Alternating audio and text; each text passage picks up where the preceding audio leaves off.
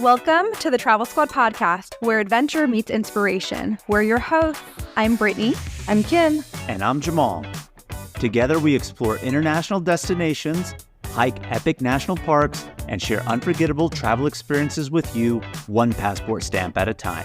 Our mission is to inspire you to travel by showing you how you can make it work no matter your budget, schedule, or experience level. We bring you along so that you can laugh, get excited, and start planning your own trip. So grab your ticket and your passport. And don't forget your travel insurance. And get ready to embark on a new adventure with us around the globe.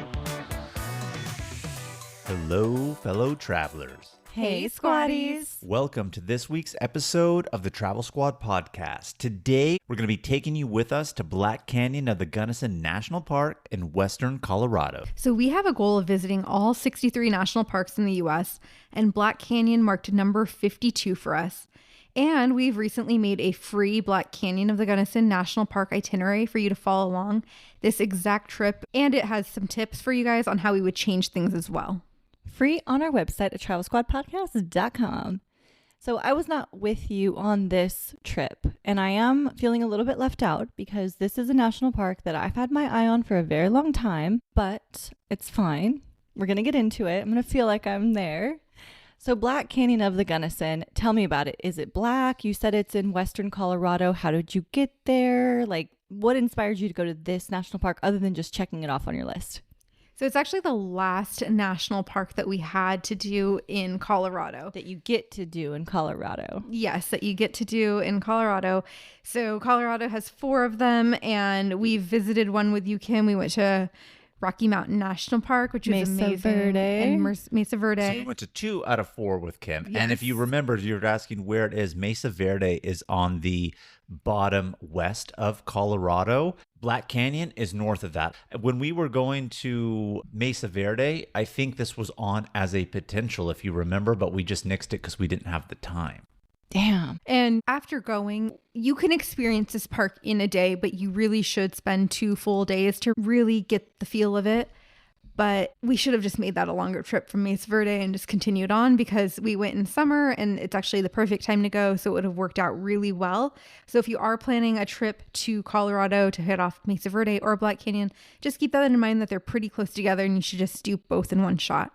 And so to your question, is it black? Yes and no, but it is so steep, the canyon, that the sun really can't shine into certain areas. So then it looks black when you're really looking at it. So in the summer, when it's hot, it's actually not so hot because it's shaded? Well, you can't get into the canyon because it's so steep. There's like one hiking trail that can actually take you from the top of the canyon to the bottom, and it's really steep and you need permits for that.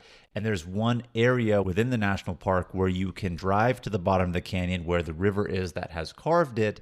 And the steepness and the grade of the road is at what? 16%. So that's really steep. The higher number you go up, that means the road is really, really steep. So I don't know. I'm sure it's very nice and cool down below in there. And actually, we did take the road down and walk along the river's edge, and it was cooler than it was at top. But this is famous for just being how steep it is. Imagine a mini Grand Canyon. It's not as long, not as wide, but sheer cliffs from side to side that you can see with really cool formations etched within the cliff. So that just gives you some sort of perspective of what it really looks like. So there are 2 main sections of the park. There's the North Rim, which is more remote. There's not really like a gateway town. The road to get there is like a dirt gravel road, and then there's not as many overlooks. And then there's the Southern Rim, and the Southern Rim is the most popular part. So we did both of them. Southern Rim has like the visitor center, it has over 10 different overlooks, more of the hiking area. So it's definitely more popular. The road is paved all the way through. And then there is a third section called the East Portal. Jamal was just talking about it. It's the one where the road will get you down all the way to the river. And so if you are going and you really want to get a feel for the national park, I would recommend going to all 3 sections. and you can do it in 2 full days. That's exactly what we did. And this national park is best seen from May through September. The North Rim completely shuts down during the winter, and the South Rim is only open up until the visitor center, which is very close to the entrance of the park, like once you make it past the gate. And we're talking by road. You can go past the visitor center in winter by snowmobile and snowshoeing, I believe. But in terms of seeing other stuff, yeah, you're not going to be doing that. So there is a short season to go to this park. I want to go snowshoeing. I would love to go snowshoeing. You know where we should have gone snowshoeing? Breckenridge. Lebanon. Oh, we should have. To the Cedars. Yes. We didn't go out and do it. I thought you were going to say Breckenridge because we were really excited about the cross-country skiing and all of us sucked at it. So, I mean, we should have just snowshoed and that would have been a little bit better, I think. But yeah, Lebanon would have been a good spot. 2025, baby. 2025. So we talked a little bit about what Black Canyon of the Gunnison is, the North Rim, South Rim, Eastern Portal. Let's get into some tips for Black Canyon. Give me the tips. Always. So definitely run an SUV, especially if you're going to go to the North Rim. Like I had mentioned, the road is not paved. It's a gravel dirt road. And when we actually got to our hotel the first day, we parked and there was a car next to us and we're like, damn, that car is hella dirty. And then we're like, where'd you take that? He goes, the North Rim. We're like, oh shit. So and we take, as a spoiler alert, we take ours to the North Rim and it ended up looking exactly like that. So yes, I would recommend getting an SUV. And on the North Rim, there aren't like real parking spots. Like you just kind of pull your car to the side of the road. So I just think it's helpful and nice to have an SUV while you're in that more remote area. And it's helpful on that 16% grade if you go down into the Eastern Portal. I imagine you also would like offline maps with Google. Yep, that tip is tried and true. We always have it. It is here. Download offline maps. And with that same theme, Kim, download All Trails Plus and your maps of your hikes that you're going to be doing offline so that you have it as well. We mentioned that you can't really get to the bottom of the canyon well, so you're going to be at the top rim exposed. So bring sun protection, sunscreen, hat, water, anything to keep you protected and hydrated. With that same theme, bring an umbrella. This region of Colorado is prone to summer thunderstorms and rain showers. You know all about that, Kim, living in Austin now. In California, that's not really a thing, but some parts of the U.S., it really is. It happens here. So bring that sun protection, like Brittany said, and bring an umbrella because it did rain on us during a hike. And I'm actually glad that we had the umbrella. We would have been soaked. Yeah, we actually used our mini travel umbrellas. We put them in our hiking backpacks and they came in handy. So we'll be sure to link that in the show notes. And it's also in our Amazon shop as well. And so our last tip is, although the overlooks on both rims look super close together, the canyon's very narrow, so it really looks close on a map. It's not. To get from rim to rim, it's an hour and 45-minute drive to drive between the North Rim and the South Rim and vice versa. Most tax pros leave a message. It's Jane. I'm moving on to a TurboTax expert who beat your price. Adam Devine, tell him how I feel. Hey, tax pro, she's been thinking twice. Best believe TurboTax will beat your price. This is a tax break. Switch to a TurboTax Live expert and we'll beat what you paid your pro last tax season. Make the switch at TurboTax.com/beatyourprice. TurboTax full service only. Sign up by 12/20/2024 and file by 4/1/2025. Full details at TurboTax.com/beatyourprice. Ryan Reynolds here from Mint Mobile. With the price of just about everything going up during inflation, we thought we'd bring our prices down. So to help us, we brought in a reverse auctioneer, which is apparently a thing. Mint Mobile Unlimited Premium Wireless. How to get 30, 30, bit to get 30, bit to get 20, 20, 20, bit to get 20, 20, bit to get 15, 15, 15, 15, just $15 a month? Sold! Give it a try at mintmobile.com/switch. $45 upfront payment equivalent to $15 per month. New customers on first 3-month plan only. Taxes and fees extra. Speed slower above 40 gigabytes. See detail.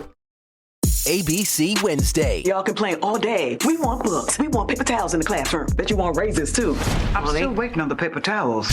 Abbott Elementary returns with a new season. We asked the district for more after-school programs. They gave us $50 for class pets instead. Critics cheer. Abbott Elementary continues to be one of the funniest and most beloved shows on TV. What y'all doing out there? Taking bribes? Proud of y'all. Abbott Elementary. Season premiere Wednesday, 9:30, 8:30 Central on ABC and stream on Hulu. First of all, how long was this trip for you? It was a total 4 days of travel. We left on a Friday, which was a travel day pretty much, and then 2 full days within the park, and then coming back on a Monday.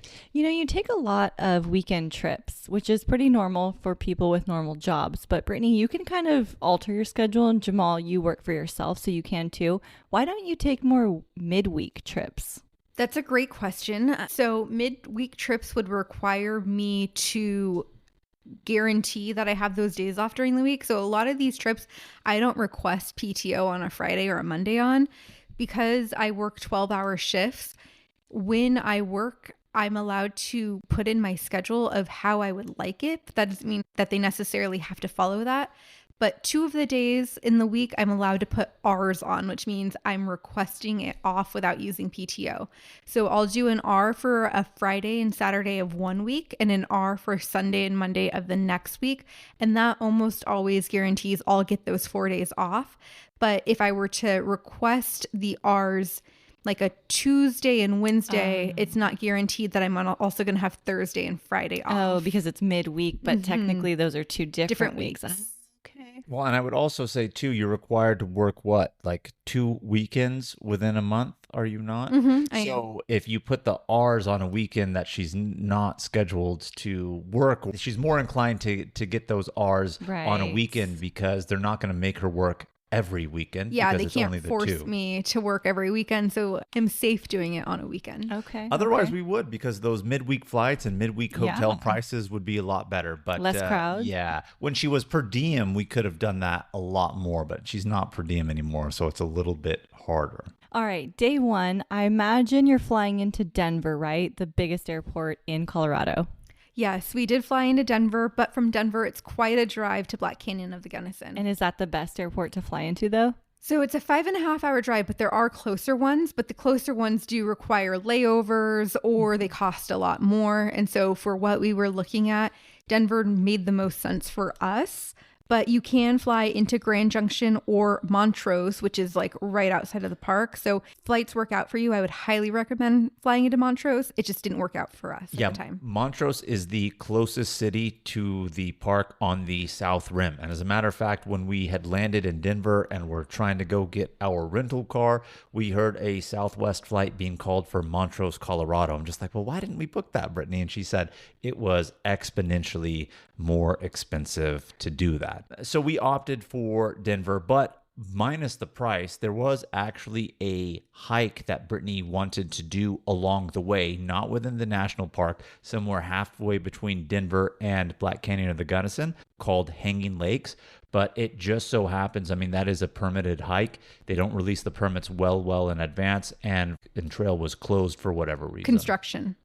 They're doing construction on it this year, and they were releasing permits week by week, and they were supposed to release the permits the day before we left. And I went to the website the day before they left, and they said, sorry, we're going to be closed for the next week for construction. Unfortunately, that didn't work out, but it's okay. So we picked up our car. By that time, it was approximately like 10:30 in the morning. We had an early flight out of here of San Diego, plus with time change getting into Denver, approximately 10:30. Brittany had just mentioned about 5.5-hour drive. We drove to the North Rim first because we're coming from the north. So why would we go to the South Rim? Let's just go to the North Rim. It's going to be closer to some degree that way, right? 5.5 hours. Drove to the town of Crawford. We stayed at a great hotel called the Hitching Post Hotel and Farm Store. And yeah, it sounds funny, right? But you're in this really isolated area. Crawford is not like Montrose when you're on the South Rim and there's a very large population. There are only a few buildings in this town. The next town over is slightly larger, but it's further away. So we chose to be here in Crawford. But I really liked this hotel, Brittany. You did too. And why is that?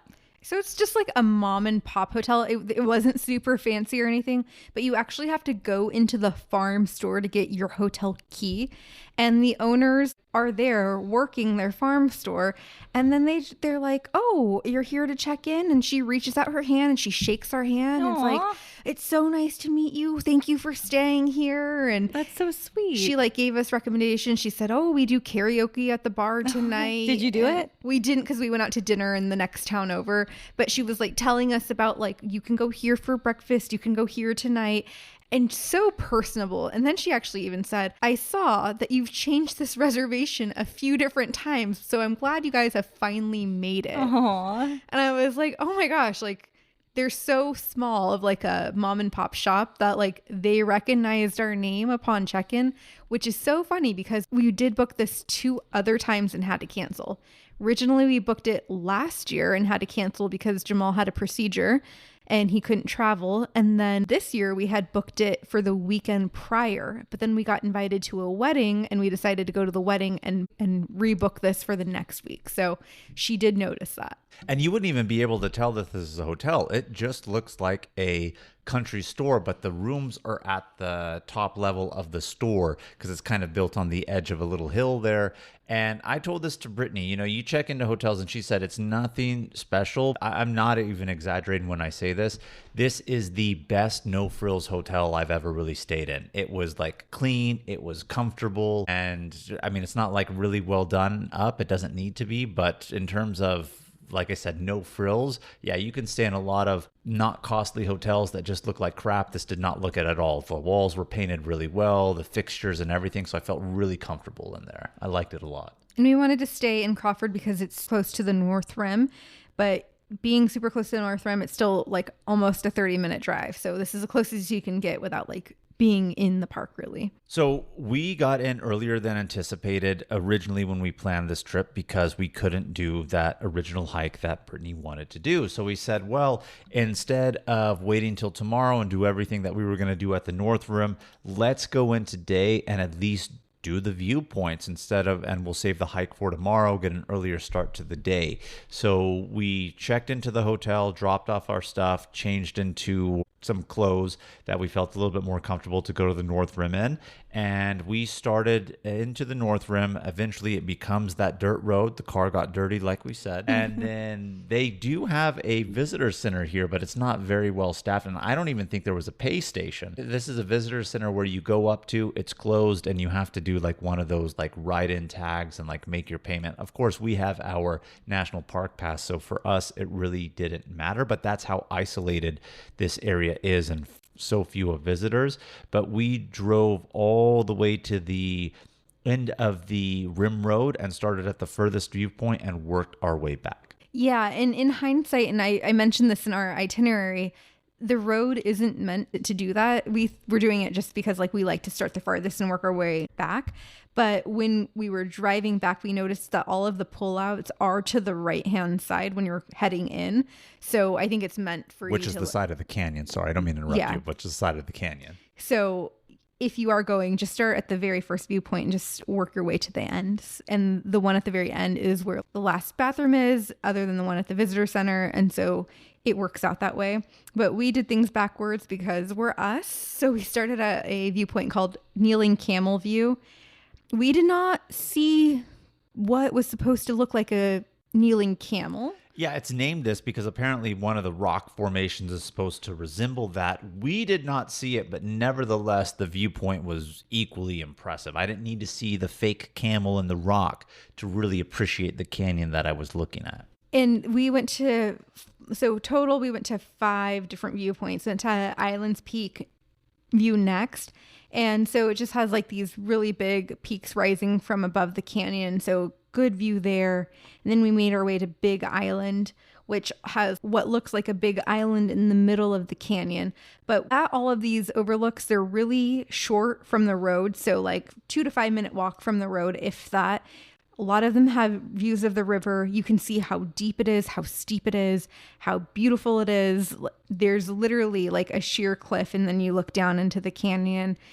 It's a really beautiful sight to see. So we just did that, drove the North Rim, saw all the viewpoints. Kim, you asked if we took the proprietor of the hotel's recommendation of what she said to do. We did not, because you would be very proud of us.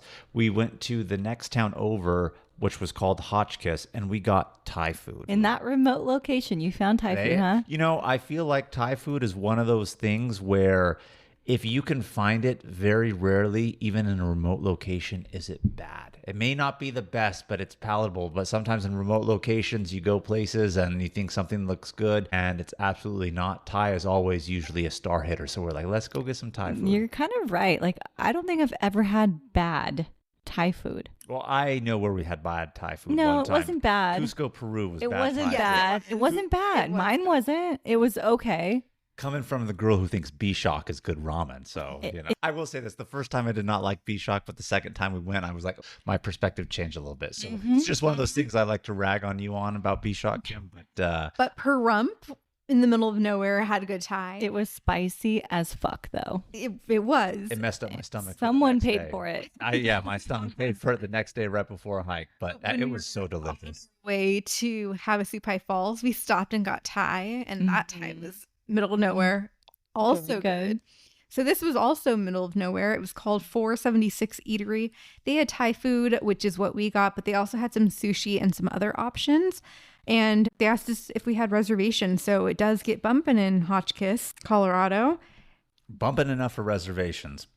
It was really, really good. And they actually have a grocery store in this town, some gas stations. So for everything you'll really need, you can find it in Hotchkiss. On our way back to the hotel, we went to the grocery store and we got these mini Ben & Jerry's. Have you seen the really tiny mini ones? Mm-hmm. Yeah, amazing. Loved it. And since we do a lot of like remote national parks and things, I now have this utensil kit that is reusable that I've been taking on all of our trips. So I had my spoon handy. We were watching some Netflix on the TV, eating our ice cream before we got ready for the next day. I saw when you posted that and I thought it looked really cute. And I'm sure it comes in handy. But I was also thinking, don't you have a mess kit from when we went backpacking? I do have a mess kit, but the utensils in that I borrowed from my brother because when we went backpacking, I borrowed a lot from my brother. So that's actually where that came from. Speaking of like mess kit and just general supplies, I just want to say this before I forget. Do you know what got confiscated from Brittany at the airport here when they didn't catch it in San Diego going to Denver, but they caught it in Denver going back to San Diego. From Havasupai Falls and everything that she put in, she had a pocket knife that got caught on her that she left in. You can't bring on weapons, Britt. I know. They missed it in San Diego, though. I could tell you that. So TSA. Scary. I know, right? Squatties, we just mentioned a utensil kit that can really come in handy when you're on some of these trips. That is in our Amazon storefront. We have that linked on our website as well as in our show notes. We have a ton of other resources on our website too. So things like an itinerary, like for this trip, tons of other trip itineraries. We have an episode page for every single episode that has detailed information with links for every episode. We have trip planners that you can download as templates for your own planning and a ton of other resources. So head on over to travelsquadpodcast.com and see what we got there for you. Oh, such a clutch off-season pickup, Dave. I was worried we'd bring back the same team. I meant those blackout motorized shades. Blinds.com made it crazy affordable to replace our old blinds. Hard to install? No, it's easy. I installed these and then got some for my mom. She talked to a design consultant for free and scheduled a professional measure and install. Hall of Fame son. They're the #1 online retailer of custom window coverings in the world. Blinds.com is the GOAT. Shop Blinds.com's primetime kickoff event. Save up to 50% off select styles, plus doorbusters. Rules and restrictions may apply. My name is Lorne Michaels. I'm the producer of Saturday Night. The whole night? Yeah, the whole night. Based on the insane true story of the first time Saturday Night went live. You ordered a llama? Yeah, we all decided it was much funnier than a donkey. Saturday Night, rated R, now playing exclusively in theaters. Right now, get scary good deals on select Ring cameras and doorbells. See who's there. Keep your scaredy cats company. Oh, it's okay, sweetie. I'll be home soon. And protect your crypt from the real monsters. Oh, come on. The sign says take one. Save big on select Ring devices right now at ring.com. So day 2, we went back to the North Rim. We stopped at a spot called Lazy J's for coffee. It's this cute little coffee shop that has a small shop, like book corner connected to it. I got a chai tea latte and Jamal got a coffee. And then while we were inside there, we noticed that they sell like breakfast burritos and some pastries. So it's a good spot if you're on the North Rim. Yeah, the breakfast burritos we didn't get to see. They were wrapped in foil and just kind of set there for people to buy. But again, Crawford is really remote. So unless you're starting in Hotchkiss, the options for food to some degree would be really limited. We did bring some stuff with us, some beef jerky. We went to the grocery store the night before and got like apples, bananas, a few things. So we were good. But had we not, I would have picked up one of those breakfast burritos. So if you happen to stay in Crawford, go into Lazy J's. It's actually a really cool coffee shop, and they do have food in there that will actually fill you up versus just like simple pastries and things like that. And then we headed back into the park. So it's about a 30-minute drive. We went right to the visitor center, even though it wasn't open. That's where our trailhead was starting. And we were hiking the North Vista Trail to Exclamation Point. This is a 3-mile round trip hike. And you get really dramatic landscapes, towering cliffs as you make your way along the trail. And then the highlight is ending at Exclamation Point. You'll have beautiful, amazing, stunning panoramic views of the canyon, the sheer rock faces, the river below. And it's, of course, where I scooted right to the edge to take a wonderful picture. I saw that. Living on the edge, literally. Literally. Did you see Brittany's follow-up post that showed me filming her walking there? That way, in case something were to happen. I saw the scoff. Yeah. I mean, she just gets to the edge. It's crazy. I mean, you know, I'd like to think I have some excitement and adventure in me, but I don't know how she gets close to the edge like that. But someone commented saying, watching me scoot close to their edge made their butt cheeks pucker. See, so I'm not the only one. I'm there having to watch it live. But Exclamation Point, this North Vista Trail hike was really awesome. And, you know, we talked the day before, we saw all these different viewpoints, and we've mentioned this in other podcast episodes. It's like, how many times can you see a different viewpoint of the same thing? And it just doesn't get old. I mean, it's just so impressive. Yeah, you're looking at the same canyon, but the different views, the different rock formations just really enhance the experience, that it just feels new when you see it. But this is the hike that I mentioned that I'm glad we had the umbrellas, because it started to rain on us at this point early in the morning. It did clear up for a beautiful day later, but we had those come in handy here while we were doing this long hike. But after this 3-mile round trip hike, we made our way to the Chasm View Nature Trail. This one is only a half-mile round trip, so really quick and simple. More so, you're parking right at a camping spot, right? They do have a campground in that vicinity, but this trail is a circular trail. You go through a little bit of a forested area to some degree, and then you get to the canyon's edge. In this area, if I'm not mistaken, I feel like the canyon was a little bit more wide and open, so it just gives you a little bit different of a view than we had seen before, because it was a little bit more narrow in those areas. So I really did appreciate that, but this is a cool little spot to go, especially if you don't want to do a 3-mile hike. This is a good little half-mile, and you get your fixings of views over here. Yeah, it's actually so narrow in this area. When we looked across, I was actually able to identify a car driving on the other side of the rim.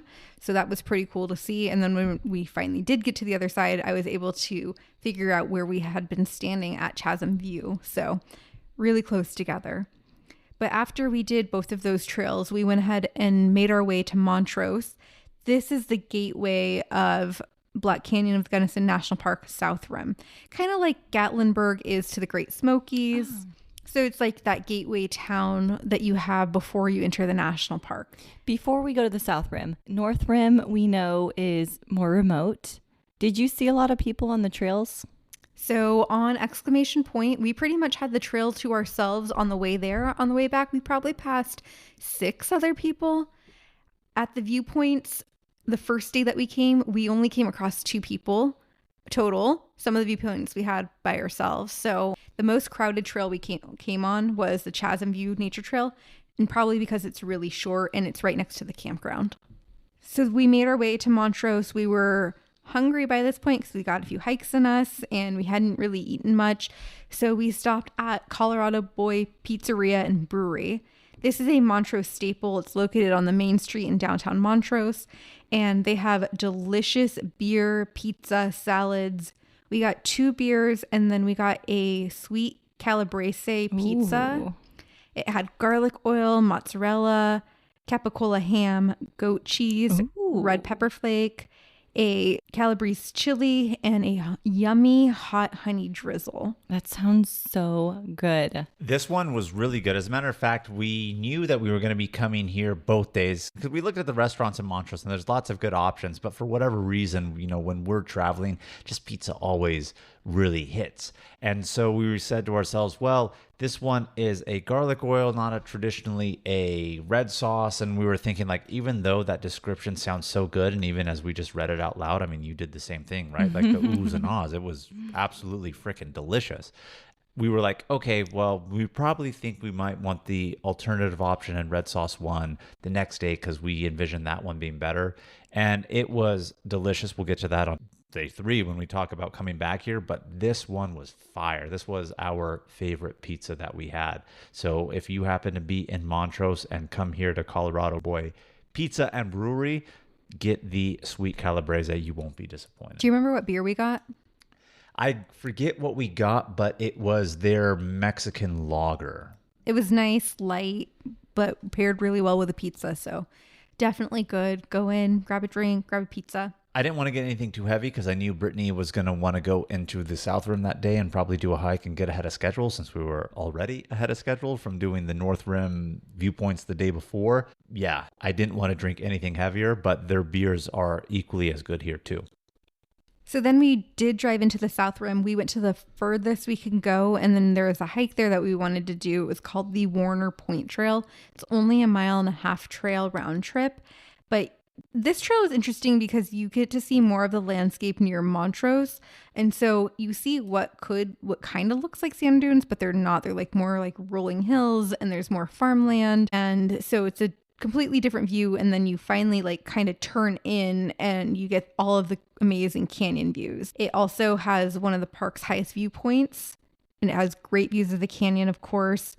On this trip also, I don't know if you've noticed, Kim, that we bought a tripod, and I bought a lightweight tripod that's actually pretty easy to hike with, easy to use. So at this point, I did set up the tripod and get a few pictures of us here. Well, that's perfect since it was more remote and there's not that many people on the trail to take your pic. Yeah. And when we go on those trips, it's like sometimes you want a couple's pic, or if you're by yourself, I know, Kim, you're scheming some solo trips in the upcoming months. I know you got one too, but I'd highly recommend it. We'll put it in the show notes, guys. So after we were done with the Warner Point Trail, there's more overlooks on the South Rim. There's 10 to be exact, and we all know Brittany. Brittany wants to do them all, So we were like, well, are we going to do them all today and just leave the hikes for tomorrow? We're like, no, let's do several of them now so we don't have to do them tomorrow, the next day. So that's what we did. We stopped at several viewpoints, Dragon Point, Chasm Viewpoint. There is a Chasm Viewpoint on the South Rim as well as the North, equally opposite of each other. Same view from a different point. Yeah, exactly. But you know what? Also a different view at the same time because you're on a different side. Cedar Point, Rock Point, Cross Fissure View, and Pulpit Rock. Those ones that I just mentioned right there are the highlights of the South Rim. All of those ones specifically we did not do that day. We just did 3. We did Sunset View, which is a 0.1 mile. And so when we say this, of course, there's the turnouts. But the road follows the canyon edge, but sometimes the road could only get so close to the canyon. So depending on where the road is, you have a little bit further hike in to get to the edge of the cliff and the canyon. So Sunset View, only a short 0.1 mile from the road. Yeah, then we went to Dragon Point. This one, it looks like 2 dragons are painted on the cliff wall. So it's really pretty to see. So does the rock look like a dragon, or was there a dragon painted on it? It looks like a dragon's painted on it because of the striations in the rock. Oh, that's kind of cool. Yeah, it looks like a Chinese style dragon, like the really thin, long ones that you would normally associate with China and Chinese New Year's, all that stuff. That's exactly what it looked like in the rock, 2 of them more particularly. And then the last viewpoint we did that day was Chasm View. This one's about a 1/2 mile round trip. I would definitely stop here. We were able to look down into the canyon and we were able to see a rock climber. And so you can rock climb in this national park, but being able to like see someone in action, like up close was pretty cool. So this is a really good stopping point.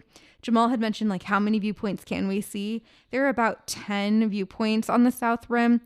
For you squatties, we went to all of them over the 2 days that we were here. For you squatties. It was for you guys. It was research for the podcast, of course. And Jamal mentioned the 5 favorite that we did. So in our itinerary, we talk about which 5 that we would recommend. And the way that we've done it was we kind of spread them out so you can see different viewpoints. And so you're not looking at the same thing over and over again. Sometimes our research helps us create a better itinerary for other people that get to experience it. Yeah, so you don't have to do all 10 in the itinerary. We have the 5. So there's 10. It doesn't sound like they're very hard to get to. Why not do the other 5? Well, you can if you have the time or if you don't mind seeing... Again, I don't want to say the same thing to you because, of course, it is the same thing. It's the same canyon, right? But each viewpoint is different for a reason. You're looking at something a little bit different. One maybe is at a wider angle. One is maybe to look at the sheer cliff or the dragon and the striations of the rocks, and some of them aren't super close to the car parking area. So you actually do have to walk quite a bit to get to the viewpoint as well. Yeah, another one, I think round trip was about 3/4 of a mile round trip. Ooh. Based off of, yeah. So, I mean, if you did all 10, some of them are a little bit further in and out. Those like hiking or trail walking to get to the viewpoint could really add up. Yeah, so we did 3, the Sunset View, Dragon Point, and Chasm View that day. But don't worry, we did hit them all. And part of it was we were on a time constraint. We were invited to have drinks at the parlor bar at the Rathbone Hotel. And this hotel is Montrose's newest boutique hotel and bar. There are 18 upscale rooms. 10 of them are lofted suites. Ooh. And I would have booked here, but they were all booked up for the weekend that we were in town. So they just opened in July 1st. But what I love about this hotel is they do have a bar up front. And in the morning, that bar is a coffee bar, coffee shop. And then in the afternoon, it's a regular bar with handcrafted drinks that are delicious and amazing. What did you have? So I had one called Watermelon Crush, and it was like a nice, refreshing summer drink.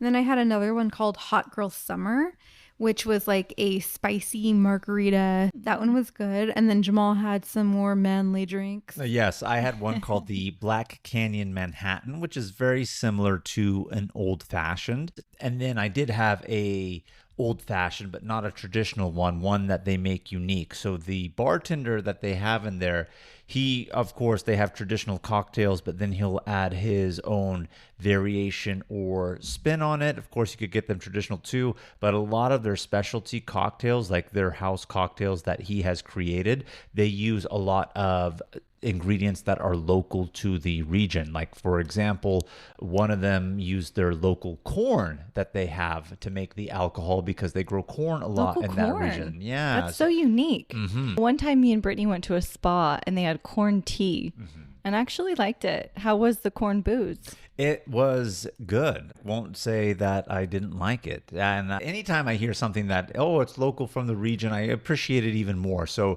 these are specialty craft cocktails. It has a really good ambiance in there just as well. And then you know that this is a business that is also helping local businesses and keeping true to the area of what's unique for that region. And I appreciate that a lot. In the Rathbone Hotel, it's actually in like a older building. It was built originally in 1909 and it was a meeting hall originally, but then in 2012 there was a fire and then it sat empty since. So it's nice to see that they've actually like refurbished, redesigned, reused this historic building, and now it's a beautiful boutique hotel and a parlor bar. I wish we had more time to go back and get some more drinks, really. Let's go back. I want to see Black Canyon of the Gunnison and the parlor bar. And then we can go back to Mesa Verde too, since it's close enough, I feel like, because we all loved Mesa Verde too. But I really enjoyed Black Canyon. And Kim, we will take you to all 10 viewpoints if you would like. So after we got drinks at the parlor bar at the Rathbone Hotel, we had dinner at Ted's Steakhouse. This is another Montrose staple. We made reservations for 6 p.m. We were thinking we would maybe do it the next day on Sunday, but we couldn't do that because they are actually closed on Sundays. So if you It's are... my biggest pet peeve with restaurants, like the Sunday thing. Yeah, I could understand Monday, even a Tuesday, but I would think somewhere on the weekend, even a Sunday would still be viable. They know best based off of their books, I guess, and if it's making it or breaking it. So closed on Sundays if you go to dinner at Ted's Steakhouse. But this is a no-frills fancy steakhouse. It's not like overly chic or posh, but it's not necessarily a rundown situation either. It's a nice casual steakhouse, and I appreciate that aspect of it. Yeah, we got the prime rib dinner, came with vegetables, bread, and a baked potato. And Ted himself was there bussing tables. And I asked him, I said, "Are you Ted?" He said, "Yeah, I think I'm the world's oldest busboy." So Aww. he, created the restaurant, and now he, still runs it, greets people, busses tables, all sorts of stuff. So it was nice to see him. Prime rib was bomb too. Yes, it was really loved the prime rib. Delicious. How was the baked potato? Baked potato was good too. Everything was good. Everything was actually. good, yeah. It didn't list it on the menu, but we ended up getting like a free dessert. So don't know if they just don't advertise a free dessert or if Ted liked me, because I asked him if he was Ted. Well, Ted definitely liked you. I think the waitress liked me is what I really think it was, Brittany. But, You guys are just two swingers over here, aren't you? Don't argue. I have a pineapple shirt. Yeah, a pineapple shirt. So then we just went back to the hotel and relaxed, and we had day 3 again on the South Rim.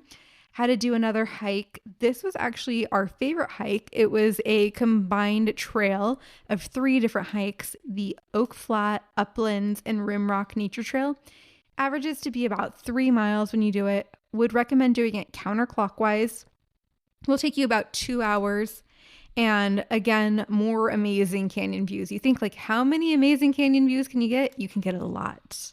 So when you start on this trail, what I really liked about it, like Brittany mentioned, it's a hybrid. It mixes several trails all together to do as one as a loop. But when you start it, you start to descend into the canyon. And I mentioned this earlier, you can't hike to the bottom, and you really can't. But you can. Well, yes. You can, but only the one and with permits. In general, though, everybody else, no, right? Because I'm sure they only give limited permits for the full canyon exploration to the bottom at the river there. But on this trail here, you will make your way down the canyon to some degree within the trees and foliage, which is really cool because a lot of times we had really been on the rim and the edge. So we start to get down. And you will actually see this split off where it says you need a permit because this will lead you to the trail that goes all the way to the bottom of the canyon. Of course, we did not do that. We continued on. You work your way back up. Can you believe we didn't do the hike down to the canyon? Were you guys okay? Did you have a little too much at Ted's Steakhouse the night before? I mean, I would have been able to do it, Kim, but this goes down like what, 700 feet? It's an 1,800 feet vertical What's hike. the problem? Some people, It's I like read the reviews. 1.5 miles and 1,800 feet. We've done way more. Come on. I've read the reviews and people are like, Inca Trail? That steep, that fast? I don't know, though. You they can said do that it. they were like I know you climbing. could. This is Jamal nearing 40. No, I would do it. I would do it. But Jamal's halfway to 80. I am, but I'm not 40 yet, so don't say halfway. But I really liked this one a lot because it gave you a different perspective of the canyon, because I really felt like this one really allowed you to get up in it. Yeah, it was a really, really nice hike. And then it gets you to another viewpoint that we didn't have to drive to because you actually hike to instead. And then after we were done with this hike, we did do the other viewpoints that we didn't get to yesterday. So we did Cedar Point, Painted Wall, Devil's Lookout, Rock Point, Cross Fissures View, and Pulpit Rock. And again, Jamal had mentioned our favorite ones, so I'll just say them real quick. If you were going to pick 5 to do, just 5, we would do Dragon Point, Chasm View, Cedar Point, Rock Point, and Pulpit Rock. And what was it about the others that you could recommend passing on them? Some of them were just like so close together. You would barely go any distance in the road, and it's like, oh, you have another lookout. And it's like, I feel like I just saw this view. Okay. So, it's like Tade while we're on the Inca Trail, and he's like, same view, yeah? So, yeah. Same view, y'all. just from a different side. But like I had mentioned, though, to your question, Kim, Dragon Point, you get a little bit of something because you see something in the striations of the rocks. We mentioned Pulpit Rock as one of them. I like that because that's actually a rock protrusion out from the cliff, like an actual pulpit. So you're standing at kind of like a little precipice point, and it really gives you awesome views because it's at the corner of the canyon. So you could look right and left, and it's not just a straight line. Opens up a little bit more. So that's pretty cool. One of the 5 that we did not put on the must-do recommend would be Painted Wall. But if you did go, I would say Painted Wall is also a good one because this area is actually the tallest cliff in Colorado. At this point, it is 2,250 feet from the river all the way to the top. So it has a viewpoint for you to overlook and see that. I mean, it's literally a sheer cliff, tallest cliff in Colorado. And it gives you some perspective. You know, at national parks, they have signs that tell you some things. They will show famous buildings from around the world and where it stacks up to scale against the Painted Wall. And the only thing that surpassed it was the Burj Khalifa. Oh my gosh. Yeah. So it's not just the tallest cliff in Colorado. It's like up there with the world. It's huge. Well, in terms of buildings, like I said, it's putting buildings to side to scale and major things that people would know. So that's a cool spot to stop at. So then we did drive down to the eastern portal. It's about a 20-minute drive down there. We mentioned that it's like a 16% grade paved road all the way down, but it gets you down to the river. And then there is a 0.8 mile primitive trail along the river. It does get pretty rocky, so you can stop at any point and sit, enjoy the river, the views of the canyon, and you can turn back at any point. There were people fishing. There was families along the river. So it's a nice area. There's a campground down there as well. So yeah, and if you're not doing the hike to the bottom of the canyon, this will give you a perspective at the bottom. What bummed me out is prior to COVID, they actually used to have a boat tour down here that was about an hour and a half and only $25 a person to kind of go down the Gunnison River, but they stopped it. And I hear that they're looking for an alternative boat tour, but they haven't found one yet. So hopefully they'll bring that back in the future. And since we were ahead of schedule, since we had done things because the original hike I wanted to do was under construction, we got ahead of schedule. We actually ended up spending half a day in Ouray, Colorado. Or is it Ouray? We're not entirely too sure of the pronunciation. We heard several different people from Colorado say it differently, but it is spelled O-U-R-A-Y, Ouray, as I like to say. Or is it Ouray? We'll leave it up to you, squatties. You tell us. I'm sure you will in the comments. But I heard this place has a reputation. Yes, it does. What'd you hear? I heard it's the Switzerland of America. What do you think? That's what they call themselves. And, you know, I did post a story about that, and my dad's girlfriend said, Switzerland of America? I highly doubt that. But I thought it was actually pretty cool. And you are in this cute little picturesque mountain town nestled in the San Juan Mountains of Colorado. You drive a road called the $1 Million Highway, and it has really great views. And they actually have a sign that does say, Ouray, Switzerland of America on it. So you haven't been to Switzerland yet, but what do you think? Like, do you think it could stand up? I don't think Switzerland has cliffs and mountains that look red, and a lot of these looked red, but in terms of just the dramatic landscape, from photos I've seen of Switzerland, I could say maybe to some degree I can agree with it. I don't think this entire region vastly looks like it, right? But you come in on the highway, and it's a highway that will eventually have stop signs and stoplights to the main road through the town. You're looking at buildings that were probably built in the 1800s, early 1900s, so you have that classic feel. So of course you're not going to have that American style look in Switzerland, but then you really look at the mountains around you, and let me tell you this, it's quite impressive. The photos do it no justice. We've said this a million times on lots of different things, but no justice whatsoever. But when you're there, like, it's beautiful. You drive the main street and then you look straight ahead, to the right, to the left, and it's just like, man, this is just like dramatic, like landscape. It was really beautiful. I appreciated it a lot. Kim, I think you would like this little mountain town because it has that beautiful alpine scenery, but they do have hot springs here as well. And they also have like more of a Victorian architecture in the downtown area. So it's a nice, cute little mountain town. I would go back to this area. It's actually not so far from Telluride. Have you heard about Telluride, Colorado? I've heard of the place, but I don't know much about it. Well, it's so famous, Kia's made a car called the Telluride now, apparently. Yeah, Kesha actually drives the Telluride. But Telluride is on the opposite side of the mountain. So you can't get there unless you go all the way around, but it's on the opposite side of the mountain here at Ore. Did you partake in hot springs? So we did not, because the water is obviously natural, but they're man-made pools, and it was kind of drizzling while we were there.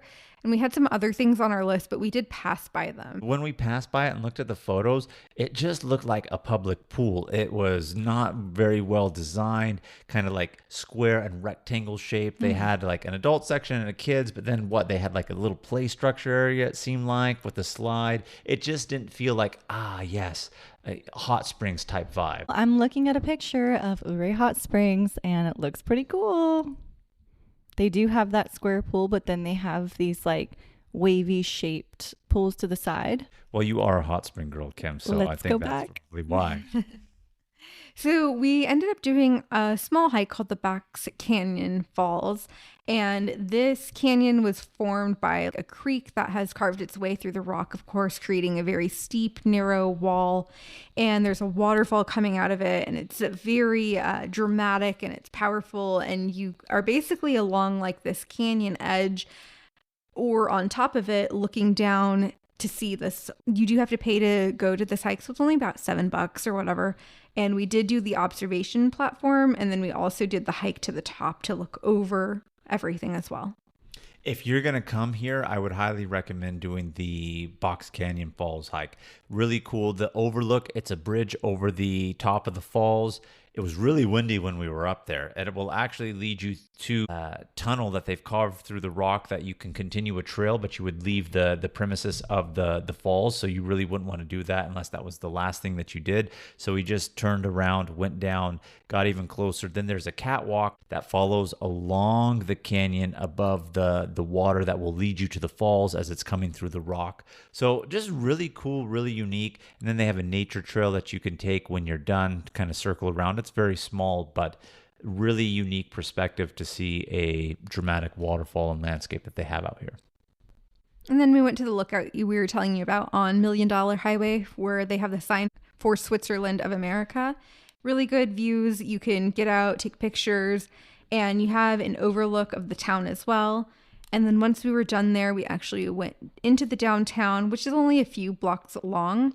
We went to Mouse's Chocolates. A lot of people recommended that when I asked for recommendations for this area. And they do handmade truffles, really good handmade chocolate truffles. So we got some treats in there and went to another shop that was like specializing in beef jerky and just kind of walked and roamed the shops downtown. And then when we were done with Ore, we worked our way back to Montrose. I alluded to this earlier. For dinner, we went back to Colorado Boy Pizzeria and Brewing, and we got a pizza and salad for dinner that night, as well as more bevies. What kind of salad and pizza did we get? We ended up getting a Mediterranean salad, as well as, I'm going to butcher the pronunciation of this, but the salsiccia pizza. How did he, and I said that, but then he said something else. I don't know. I can't really pronounce it. It's in Italian. Had your favorite mushroom sausage goat cheese on it. It was really good. I would forego the mushroom, but that does sound really good. It was good, but not as good as the one that we had before. Yes, the one we had the day before, amazing. So then we just spent the night in Montrose. The next day, drove back to Denver. We did stop into the town Golden, which is where the Coors factory is. We didn't do the tour at the Coors factory because we've done that before. But we actually got to stop and have lunch with our friend Jen, who was part of our trip on the Inca Trail. We met her on the Inca Trail. So she lives in Boulder. So Golden was a great spot to meet up on our way back to the airport. So we got to catch up with her for a little bit, and then we enjoyed the Capital One Lounge. And I feel like the food was better this time around than the first time we had it. I would not disagree with that assessment, but this is the first time, too, that we've encountered a wait list on there. We were waitlisted. They told us a longer time. We got in a lot quicker, so I was How long did you have to wait? I don't think it was more than 15, 20 minutes when she told us like maybe 30, 45. Yeah. Got in pretty quick. I'd rather them tell me a lot longer and then get in sooner. So I'm glad that they did that. It makes me feel like, oh, well, that wasn't too bad. But I agree with you, Brittany. The food was better this time. And that wrapped up our trip. We headed back to San Diego, and now there's itinerary for you guys to do this trip of your own one day. Do you feel like you saw everything, or do you feel like, oh, I wish I would have had one more day to do XYZ? I saw every viewpoint, Kim. So I am thrilled with exactly what we did. No, I wish we had more time in Ouray. Brittany was even saying that she preliminarily had plans to possibly spend the night out there. If we were spending the night out there, I know what I said about the hot springs and how they look, not necessarily intriguing, but it, like Brittany had mentioned, it started to drizzle a little bit. Didn't really want to get out there. I was going to say there was even thunderstorms too. So if we were staying the night, probably would have gone out a little bit later once that rain and thunderstorms had passed and probably enjoyed it. But otherwise, if we're talking Black Canyon, I feel like I got my fill. 2 days is more than enough, 2 full days to experience the entirety of the park. Well, that's perfect then. Squaddies, go to travelsquadpodcast.com and download your free itinerary. And thank you so much for tuning into our episode this week. Make sure to keep the adventures going with us on all the socials at Travel Squad Podcast and send us in your future questions of the week. If you found the information in this episode to be useful, or if you thought we were just plain funny, please be sure to share it with a friend that would enjoy it too. And as always, please subscribe, rate and review our podcast, and tune in every Travel Tuesday for new episodes. Stay tuned for next week's episode. We have some more amazing adventures and tips in store for you.